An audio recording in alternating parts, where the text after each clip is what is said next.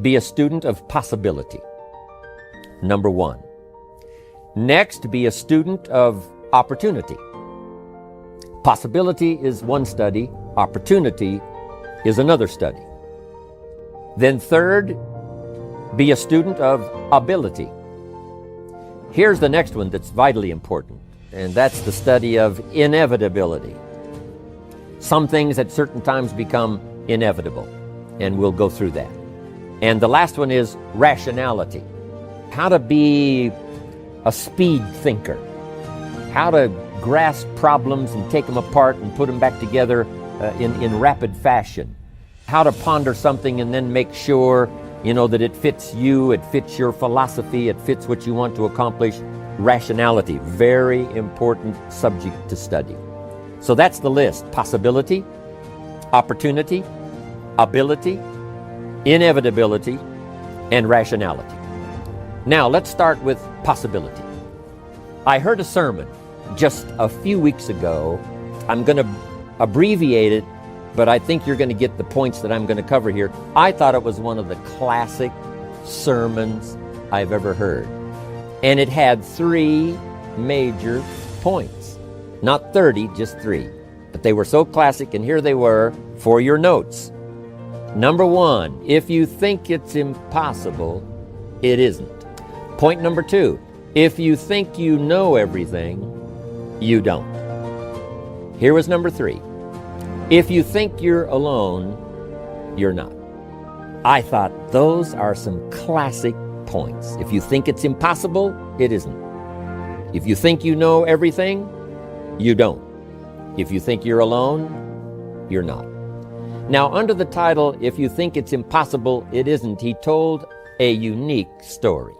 It's the story of Rich DeVos, founder of Amway. Rich DeVos needed a heart transplant. Critical. Now fast forward. Rich DeVos gets his heart transplant. That's one part of the story. But here's the rest of the story that's remarkable. Later, and not too long ago, Rich DeVos has the opportunity to have dinner with the lady who gave him her heart. You say, that's impossible. When I heard this, that's exactly what I said. The congregation that listened to the sermon, this is exactly what they all said. Impossible. You couldn't possibly have dinner with the person who gave you their heart. Here's what happened. There was a lady who needed, I believe it was a liver transplant. And many times it's best if the liver and the heart go together in a transplant. So someone who dies has donated their organs. This lady gets the liver and the heart as a single transplant. And now her heart is left over. And her heart goes to Rich DeVos. And that's how it was possible for Rich DeVos to have dinner with the lady who gave him her heart. Fantastic story. No telling what technology will do in the years to come. No telling what your faith can produce. No telling what can be done. That was a great point. If you think it's impossible, it isn't. Then the next point was classic. If you think you know everything, you don't. How often we've learned this, right? From the time we were just young until probably the present time, to where there were times along the way when we thought we knew it all. We thought we knew everything. We thought we had it down. We thought we had it made. We thought we had this one locked. And sure enough, we were surprised later that we didn't know everything. We thought we had the answer to this problem.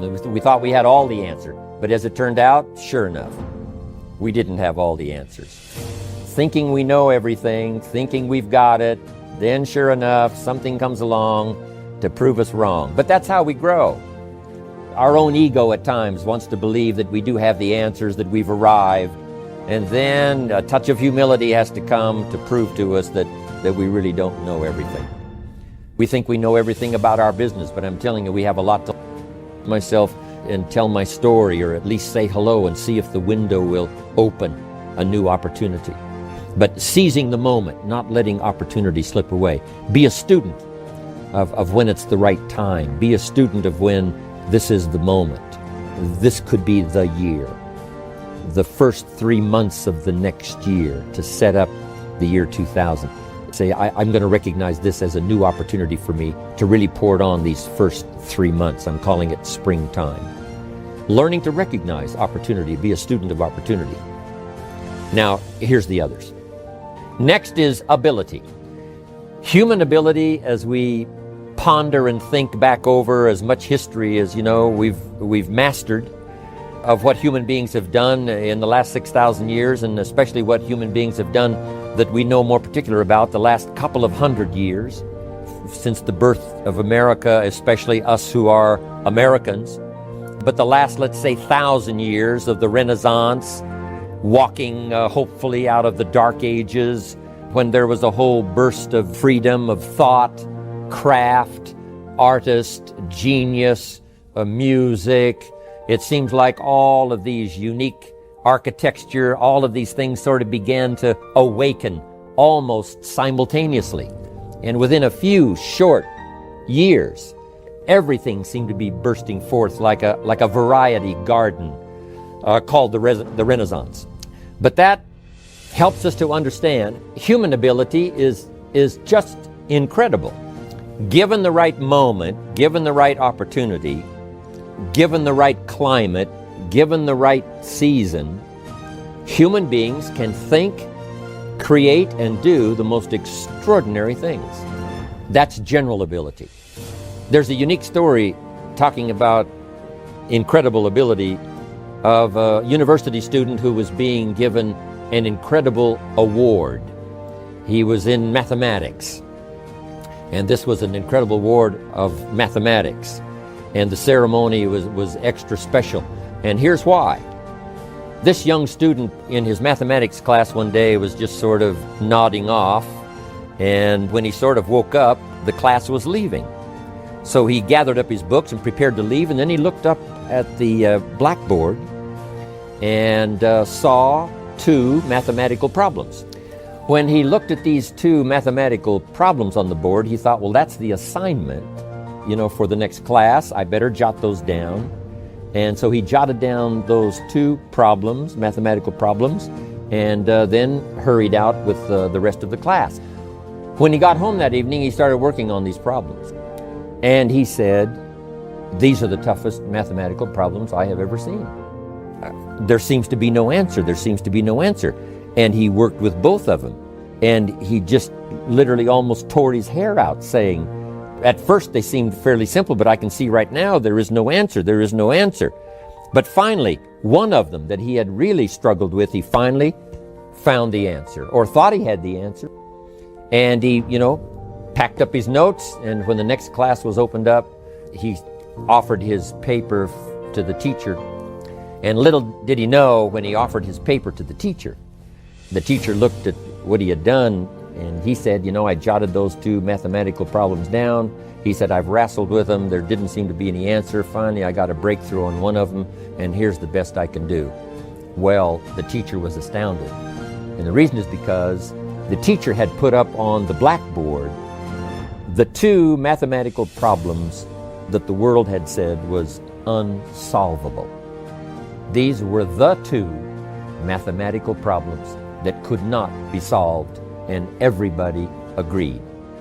And lo and behold, the teacher checked, and for sure, he had solved one of the world's unsolvable problems.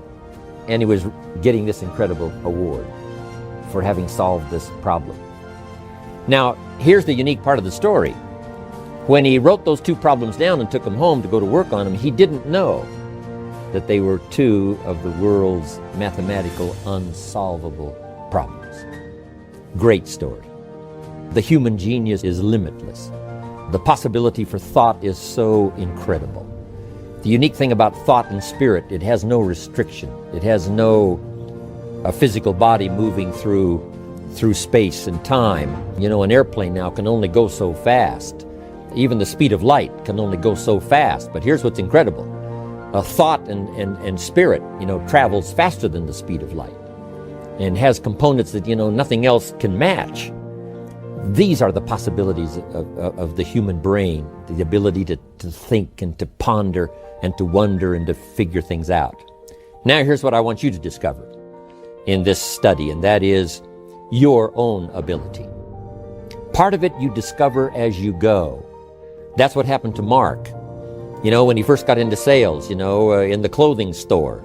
He found out he could, represent a product and he could do pretty good. And that was a discovery for him. And if he hadn't gotten that job, who knows? He might have gotten off into something else and that wouldn't have really started to tap his unique abilities.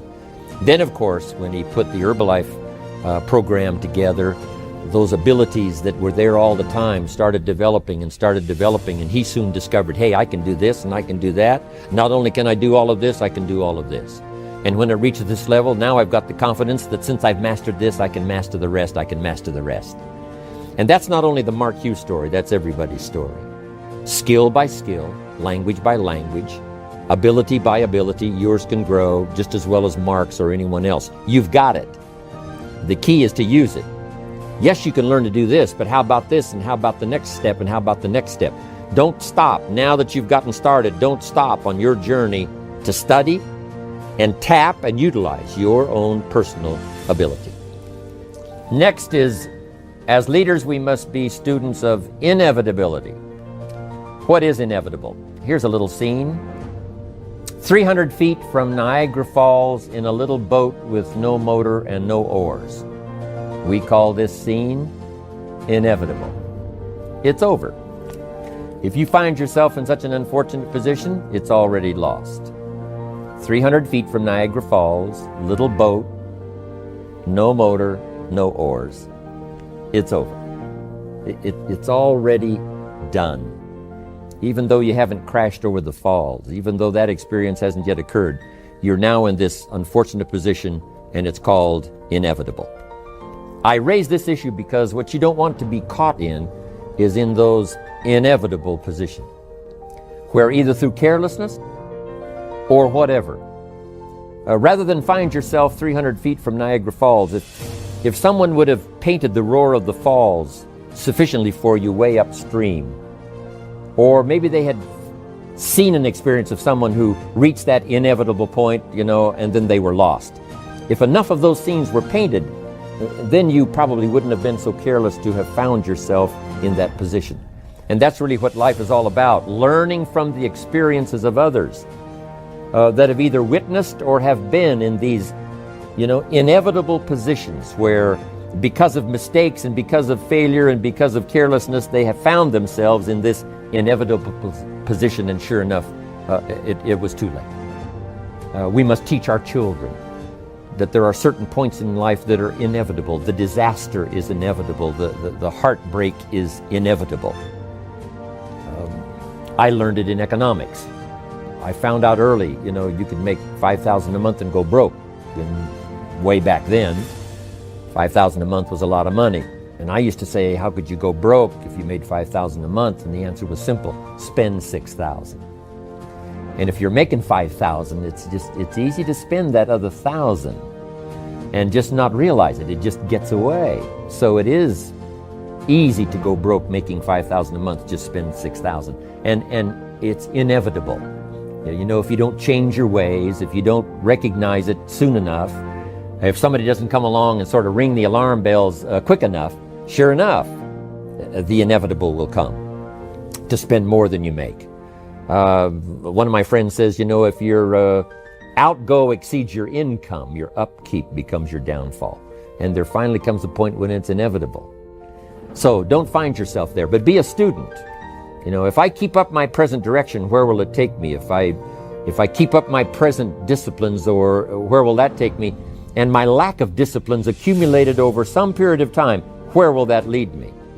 So the key is to be a student of inevitability, so that you don't find yourself in that impossible position where you've crossed the line and now it's too late. Next, and the last one, is to be a student of rationality.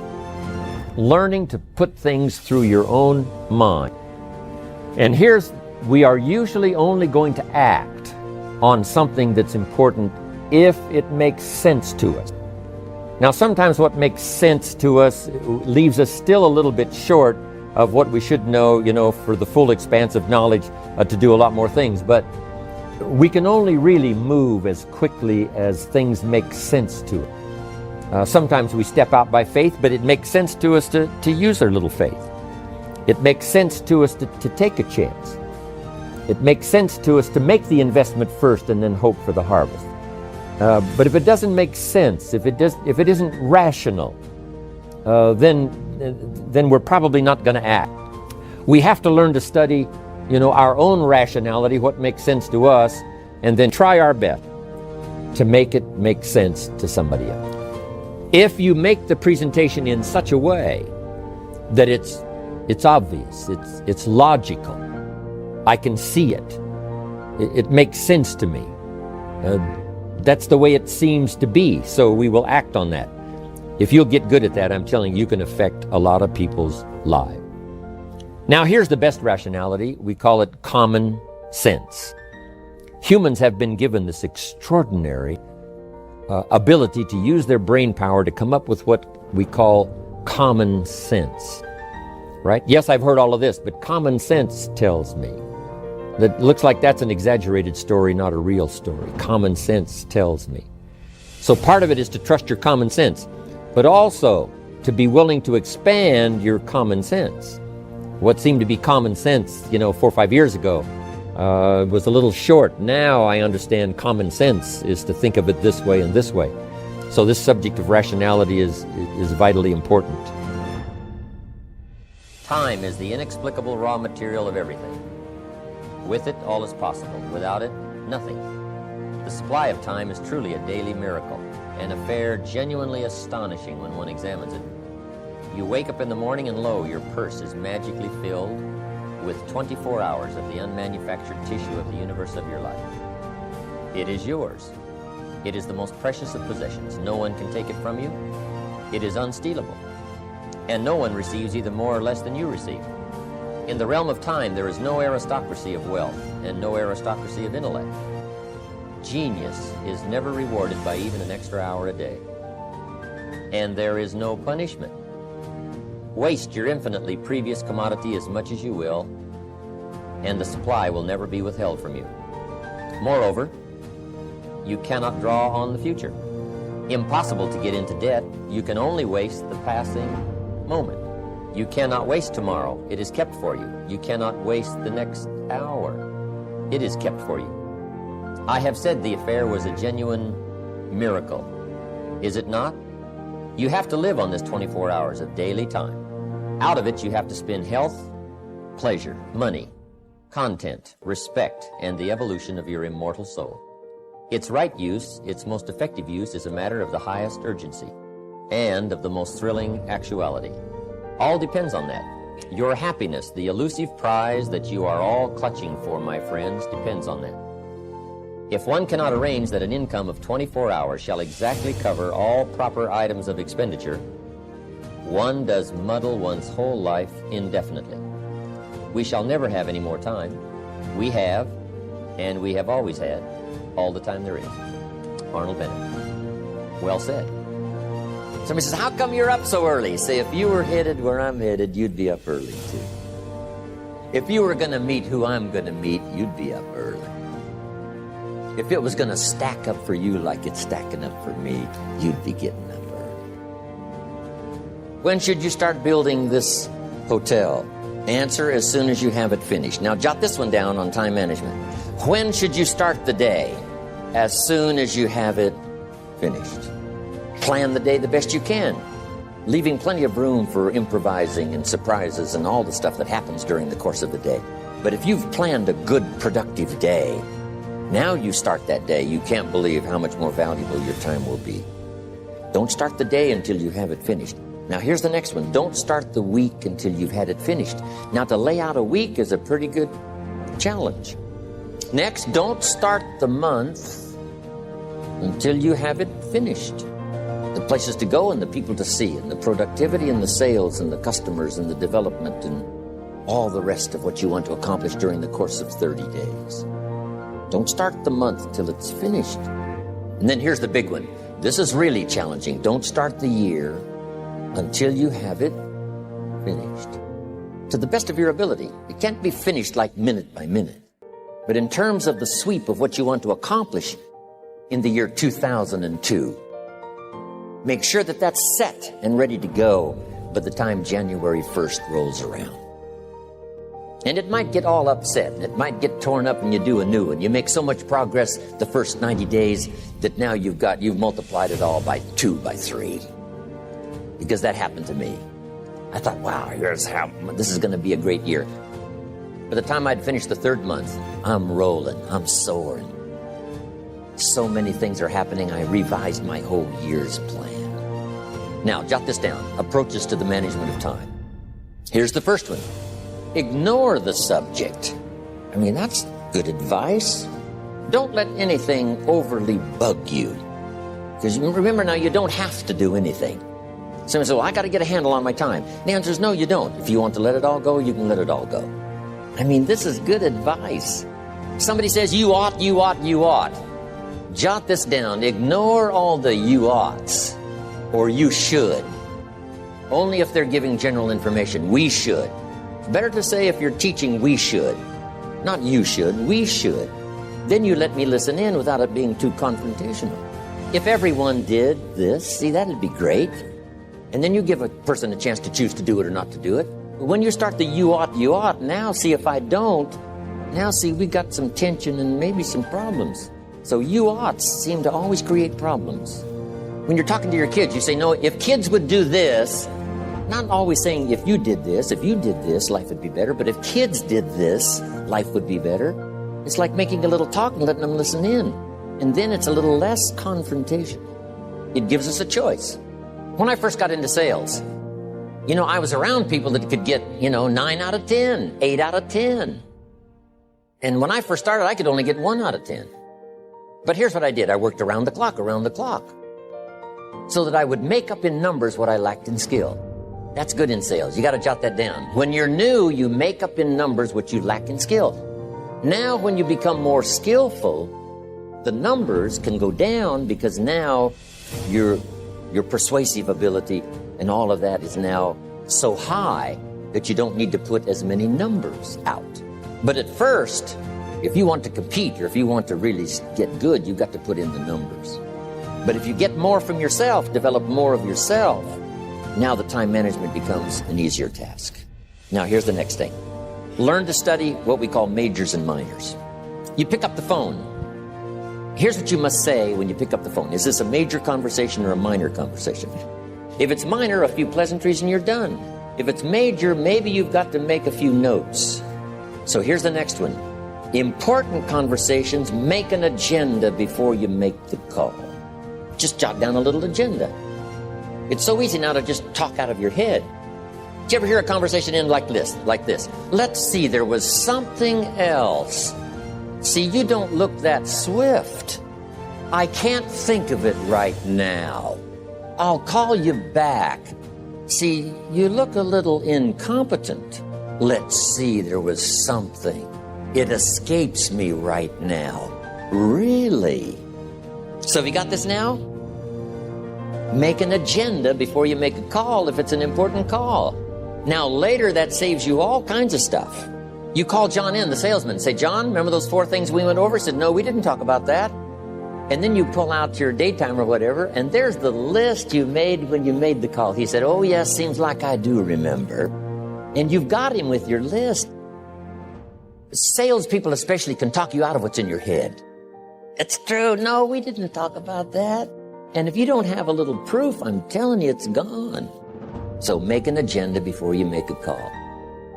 So what's major, what's minor? Now here's the key on this. Don't major in minor things. If you take up major time to do minor things, I'm telling you, you'll be behind the curve constantly. Here's what we learn in sales training. What's major time and what's minor time? Here's minor time, thinking about prospects. Here's minor time, making lists of prospects. Here's minor time, keeping books on prospects. Here's minor time, going to see the prospect.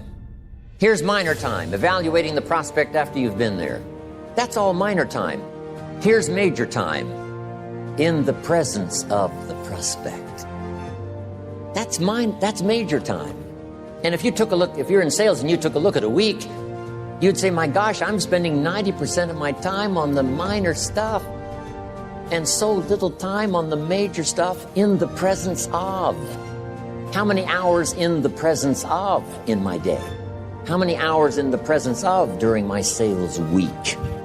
Because the time that really counts is in the presence of majors and minors. Here's another key time management essential. Don't mistake movement for achievement. It's easy to get faked out by being busy. Guy comes home at night all exhausted, falls in the chair and says, oh, I've been going. Here's the big question. Doing what? It's not the going. Some people are going, and they're doing figure eights. Their progress is small. So don't mistake movement for achievement. Now here's a big one, concentration. I had to learn this. All those years ago, I'm in the shower trying to compose a letter. Found it turns out to be a strange letter. So here's what I learned to do. Save the work till you get to the office. Save the work till you get to the work. Don't try to get to the office on the way to work. On the way to work, enjoy the way. In the shower, enjoy the shower. Then go to work when you get to work. I found this to be helpful. Concentration. Here's another big one. Learn to say no. I'm telling you, in such a social society we have now, it's so easy to try to be a nice person saying yes to everything. Find yourself overloaded. Now you got to call and make the, well, gosh, you know, all the time it takes to back out of something that you said yes to too quickly. Here's what might be better. I don't think so, but if that changes, I'll call you. Little things you can use not to overcommit yourself. My friend Ron Reynolds says, don't let your mouth overload your back. It's a good one. Now, here's a big one on time management. When you work, when you play, don't mix the two. Don't work at play. I used to take my family to the beach and I would bring my briefcase. I learned not to do that. Or at the beach, I'm saying I should be at the office. Now my family's upset because I'm at the beach and I'm thinking office. Now when I'm at the office, I'm thinking what? I got to get my family to the beach. So things are not going too well at the office because I'm thinking beach, and things are not going too well at the beach because I'm thinking office. Here's what I learned to do. At the beach, be at the beach. At the office, be at the office. When you work. When you play. Don't mix the two. Don't work at play. Now here's one of the most important ones. Don't play at work. Work is too serious. You don't want the reputation of being the office joker. It's not a good one. You got to treat work with all due conservative passion, because it's leading you to your future. Here's another key phrase. All work is good. You may not like your job, but if it's the stepping stones to get you to where you want to go, you got to appreciate your job. You don't have to have a passion for your job. Here's the ultimate passion, a passion for incredible success in every department of my life. That's the passion. But don't look down on some menial job you have to do to finally get you to where you want to go. No job is menial. No job is not, every job is noble. Training life for pay, making a contribution to society.